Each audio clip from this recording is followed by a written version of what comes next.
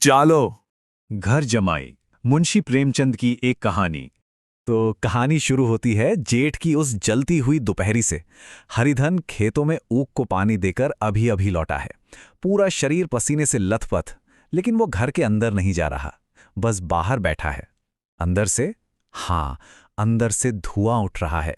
छन छन की आवाजें भी आ रही हैं, पर उसके कदम जैसे किसी ने दहलीज पर ही जकड़ दिए हों। उसके दोनों साले और उनके लड़के भी खेत से आए और कैसे बेफिक्री से अंदर चले गए, जैसे वो ही घर के मालिक हों। पर हरिधन हरिधन अंदर नहीं जा सका। जानते हैं क्यों?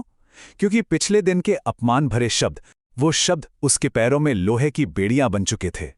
कल ही की तो बात है, जब सास ने जहर में डूबे हुए शब्द उस पर फेंके थे। मेरा जी तुमसे भर गया, क्या मैं तुम्हारी जिंदगी भर का ठेका लिए बैठी हूं?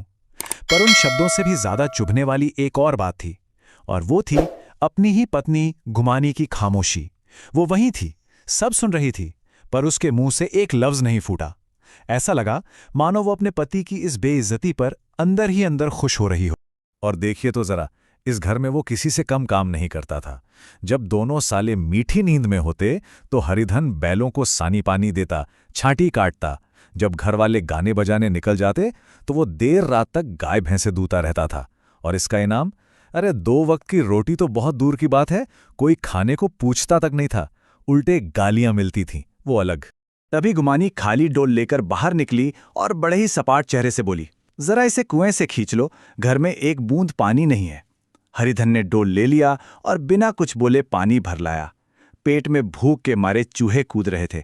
मन में एक छोटी सी उम्मीद जगी कि शायद अब खाने के लिए बुलावा आएगा। लेकिन गुमानी ढोल लेकर अंदर गई और फिर जैसे से भूली गई। कोई बुलावा नहीं आया। दिन भर का थका हारा, भूख से बेहाल हरिधन वहीं चौखट पर पड़े पड़े सो गया। अचानक गुमानी ने उसे बुरी तरह झंझोड़कर जगाया। हरिधन ने पूछा तो वो कड़वेपन से बोली, गुर्राते क्यों हो? खाने को ही तो बुलाने आई हूं। हरिधन ने आंखें मलीं और जो देखा, उसके दोनों साले और उनके लड़के पेट भरकर तृप्त होकर भोजन करके चले आ रहे थे। बस उसके पूरे बदन में आग लग गई। मतलब उसकी ये हैसियत हो गई है कि वो इन लोगों के साथ बैठकर खा भी नहीं सकता। ये मालिक हैं और वो बस इनकी जूठी थाली चाटने वाला एक कुत्ता। दर्द और स्वाभिमान की एक ऐसी लहर उठी कि उसने पड़े पड़े ही कह दिया, मुझे भूख नहीं है, आज मैं नहीं खाऊंगा।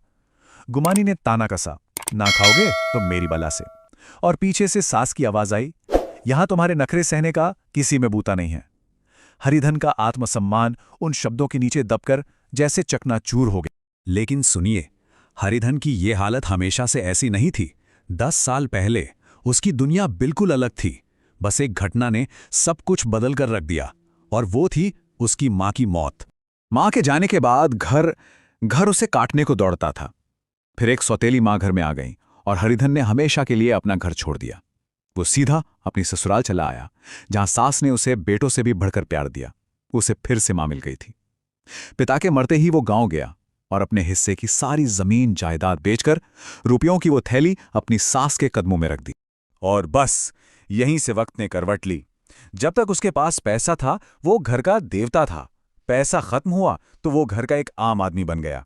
और अब 10 साल बाद वो घर का नौकर भी नहीं रहा, वो बस एक बोझ बन चुका है, जिसे 2 वक्त की रोटी भी भीख की तरह मिलती है। यहां तक कि उसकी अपनी पत्नी, उसने भी आंखें फेर ली थी। और जिस वक्त हरिधन बाहर भूखा प्यासा अपनी किस्मत को कोस रहा था ना, ठीक उसी वक्त घर के अंदर उसके खिलाफ एक साजिश बुनी जा रही थी। सास थी, दोनों साले थे, और उनकी हां में हां मिला रही थी गुमानी। बड़ा साला बोला, हम लोगों की बराबरी करता है, 10 साल में क्या 2-3 हजार रुपए नहीं हड़प गया होगा? छोटा साला बोला, 1.25 सेर अनाज तो एक वक्त में खा जाता है। सास ने भी एक ठंडी सांस भरी और कहा, खुराक तो बहुत भारी है इसकी। ये शब्द नहीं थे, ये जहर था जो हरिधन के लिए घोला जा रहा था। अगर आपको ऐसी गहरी और दिल को झकझोर देने वाली कहानियां पसंद हैं तो साहित्य सारथी यूट्यूब चैनल को अभी सब्सक्राइब करें। और गुमानी, वो भी अपने घरवालों की बातें सुन सुनकर अपने ही पति से नफरत करने लगी थी। वो मन ही मन में सोचती, अगर ये बाहर से 4 पैसे कमाकर लाता तो आज मेरा कितना मान होता। पता नहीं क्यों बाहर जाकर कमाने में इनकी नानी मरती है। वो भी अब ये मानने लगी थी कि 2,000 रुपए में क्या किसी को जिंदगी भर के लिए खरीद लेंगे। हरिधन अभी भी अंदर ही अंदर उस अपमान की आग में जल रहा था कि तभी दोनों साले बाहर आए और अखड़कर उसे काम पर चलने का हुक्म सुना दिया। लेकिन आज अपमान का घड़ा भर चुका था। हरिधन एक झटके से उठ बैठा और उसकी दबी हुई आवाज में एक चिंगारी चमकी। क्या तुम लोगों ने मुझे उल्लू समझ रखा है?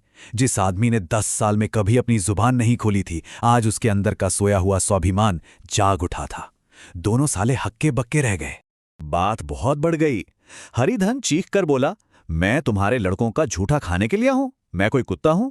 तभी अंदर से बुढ़िया सास निकली और उसने वो एक सवाल पूछा जिसने हरिधन की आत्मा को हमेशा के लिए कुचल दिया।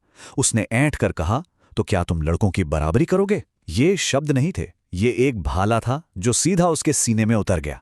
हरिधन हार गया। एक घायल जानवर की तरह वो वहीं जमीन पर गिर पड़ा। उस दिन घर में सबने खाना खाया पर हरिधन नहीं उठा। सबने उसे मनाया पर वो नहीं माना। रात को वो घर से दूर कुएं की जगत पर एक फटा हुआ टाट बिछाकर लेट गया। रात के आसमान में तारे चमक रहे थे और हरिधन की आंखों में तैर रहा था उसका बचपन, अपना वो छोटा सा घर, आम के बाग और अपनी ममता से भरी मां का चेहरा। उसे ऐसा लगा जैसे उसकी मां उसे सीने से लगाने के लिए हाथ फैलाए चली आ रही है और वो बच्चों की तरह फूट फूट कर रोने लगा। अम्मा, देखो तो तुम्हारे प्यारे लाल की क्या दशा हो रही है। तभी गुमानी ने आकर उसे जगाया। उसकी आवाज में वही रूखापन था। चलकर खा क्यों नहीं लेते? कब तक कोई तुम्हारे लिए बैठा रहेगा? हरिधन कल्पना के उस प्यारे संसार से कठोर सच्चाई की जमीन पर आ गिरा। उसने अपने आंसू पोंछे। अब एक फैसला हो चुका था। उसकी आवाज अब तलवार की धार जैसी तेज थी। अब मैं इस घर का पानी भी नहीं पीऊंगा। तुझे मेरे साथ चलना है या नहीं? गुमारी ने पूछा। कहाँ जा रहे हो? हरिधन ने सवाल दोहराया। तू मेरे साथ चलेगी या नहीं? गुमानी ने इनकार कर दिया। हरिधन बोला, तो मालूम हो गया, मुझे बस इतना ही पूछना था। ये कहकर वो उठा और अंधेरे में अपने घर की ओर चल पड़ा। 30 मील का वो सफर उसने पूरी रात में तय किया और जैसे जैसे उसका गांव पास आ रहा था, उसका मुरझाया हुआ दिल फिर से धड़कने लगा था। वो अपने बचपन के आम के बाग में पहुंचा और जमीन पर सिर रखकर ऐसे रोने लगा जैसे अपनी मरी हुई मां को 10 साल की पूरी कहानी एक ही सांस में सुना रहा हो। सुबह हुई तो उसकी मुलाकात अपने बचपन के दोस्त मंगरू से हुई। हरिधन ने कहा, मुझे अब उस गृहस्थी से कोई वास्ता नहीं भाई, मजदूरी तो मिल जाएगी ना। उसने तय कर लिया था, वो अपनी विरासत पर हक नहीं जताएगा बल्कि अपने पसीने से कमाकर खाएगा। जब हरिधन अपने घर पहुंचा तो दोनों छोटे भाई भैया आए कहकर उससे लिपट गए। 10 साल बाद उस दहलीज पर कदम रखते ही उसे एक अजीब सी शांति मिली। सौतेली मां ने आंचल से उसकी धूल पोंछी और कहा, बेटा तुम घर आ गए, हमारे भाग्य खुल गए, अब इन बच्चों को पालो। और जानते हैं, हरिधन को उस सौतेली मां के चेहरे में अपनी सगी मां की छवि दिखाई दी। अगले ही दिन हरिधन कंधे पर हल रखकर खेत की ओर चल पड़ा। ये साफ था कि वो अब बदल चुका था। उसके चेहरे पर थकान नहीं, एक उल्लास था और आंखों में गर्व। वो अब किसी का आश्रित नहीं, आश्रयदाता था। किसी के दरवाजे का भिखारी नहीं, अपने घर का रक्षक था। कुछ महीने बाद उसे खबर मिली कि गुमानी ने दूसरा घर बसा लिया है। उसने अपनी काकी से कहा, बहुत अच्छा हुआ, मैं तो डर रहा था कहीं मेरे गले ही ना आ पड़े। भगवान ने मेरी सुन ली। उसे गुस्सा नहीं आया बल्कि एक गहरा सुकून महसूस हुआ। उसने अपने अतीत से सारे रिश्ते तोड़ दिए थे और एक मुश्किल लेकिन आजाद और स्वाभिमानी भविष्य को गले लगा लिया था।